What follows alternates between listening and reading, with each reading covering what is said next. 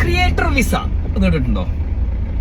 ഞാനും കഴിഞ്ഞ മാസം കേട്ട് ക്രിയേറ്റേഴ്സ് HQ കൊടുക്കുന്ന ദുബായിലത്തെ 10-year golden visa, creator visa.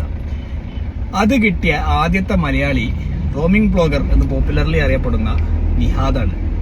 പക്ഷെ അത്ഭുതപ്പെടുത്തിയ നിഹാദല്ല, ആക്ച്വലി ദുബായ് ആണ്. ദുബായ് ആദ്യം 10-year ഗോൾഡൻ വിസ കൊണ്ടുവന്നപ്പോൾ ടോപ്പ് ഓണ്ടർപ്രീനേഴ്സിന് ആദ്യം കൊടുത്ത്, അതിന് കുറെ ഡെപ്പോസിറ്റ് ഒക്കെ വെക്കണം കേട്ടോ, അത് വലിയ കഥയാണ്, കൂടുതൽ കാശ് വേണം. രണ്ടാമത് വരുന്നത് ഹോളിവുഡ്, ബോളിവുഡ്, മോളിവുഡ് സ്റ്റാർസിനൊക്കെ കൊടുത്തു തുടങ്ങി. അതോടുകൂടി എന്തായി, അത് പ്രീമിയം ആൻഡ് എക്സ്ക്ലൂസീവ് ആയി. പിന്നെ കൊടുത്ത ആർക്കാ? Top tech talents of the world. അതായത് AI കംപ്ലീറ്റ്ലി ഡിസ്റപ്റ്റ് ചെയ്യാണ്. അപ്പൊ ടെക് ടാലൻസിനെ മൊത്തം ദുബായിൽ നിർത്താൻ അടുത്താട് പോയി. ഇപ്പൊ ആർക്കാ കൊടുക്കണ അറിയോ? ക്രിയേറ്റേഴ്സ്. കാരണം എന്താ അറിയോ? ക്രിയേറ്റേഴ്സ് ആണ് ഡിസ്ട്രിബ്യൂഷൻ ക്രിയേറ്റ് ചെയ്യുന്നത്. ചുമ്മാ ഒരു പ്രൊഡക്റ്റ് മാത്രം ക്രിയേറ്റ് ചെയ്യുന്ന കാര്യമല്ല, അതിന് സെയിൽസ് വേണം, മാർക്കറ്റിംഗ് വേണം, ഡിസ്ട്രിബ്യൂഷൻ വേണം.